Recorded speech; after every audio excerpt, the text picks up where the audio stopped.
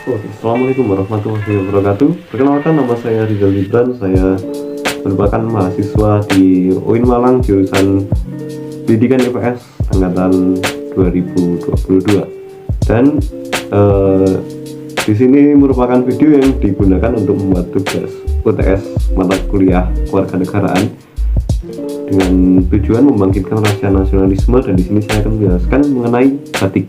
Nah, batik sendiri merupakan budaya asli di Indonesia yang lebih dari 3.000 jenis yang tersebar di seluruh pulau di Indonesia. Tetapi hanya beberapa saja yang didaftarkan di UNESCO. Seperti misalnya ada di sini batik Jawa, batik Solo, Pekalongan, Cirebon, dan hanya sekitar 150 jenis batik saja yang didaftarkan di Pusaka atau Pusat Kerajinan Nasional dan Kementerian Kebudayaan dan Pariwisata.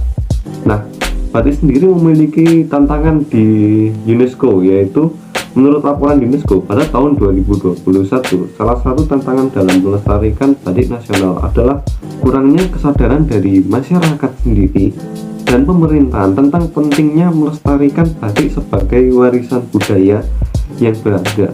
Selain itu, kurangnya dukungan finansial dan kebijakan yang memadai dari pemerintah juga menjadi hambatan dalam melestarikan batik tradisional. Sekarang kita lihat dari minat anak-anak muda menggunakan batik. Menurut survei yang dilakukan oleh salah satu perusahaan periklanan di Indonesia pada tahun 2020, terdapat peningkatan minat anak muda terhadap penggunaan batik. Dari survei yang dilakukan, 60% responden mengaku sering menggunakan batik, sedangkan 40% lainnya mengaku jarang atau malah tidak pernah menggunakan batik.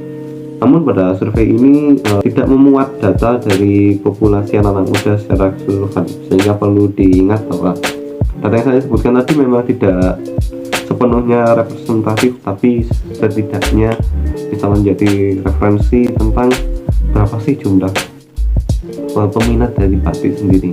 Sebenarnya yang dilakukan pemerintah pendidikan cukup bagus ya, dengan mewajibkan seperti ini menggunakan batik pada saat hari tertentu di sekolah. Misalnya di sekolah saya dulu SMA itu menggunakan batik pada hari Kamis.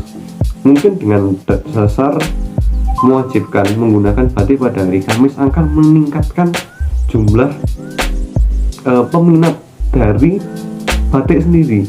Karena jika dibayangkan bagaimana misalkan peminat batik itu nanti akan bergeser, sebelumnya dari negara kita sendiri nanti akan berpindah ke negara lain, maka kita nggak bisa ngeklaim bahwa batik itu milik kita. Maka marilah seenggaknya bagi saya sendiri dan generasi Z saya untuk kita menggunakan batik tidak hanya pada hari Kamis saja, atau tidak hanya di hari tertentu saja. Mungkin kita bisa memadukan batik dengan fashion lain yang kekinian. Dengan begitu nanti batik nggak sekedar nama, tapi ada. Sekian dari saya. Assalamualaikum warahmatullahi wabarakatuh.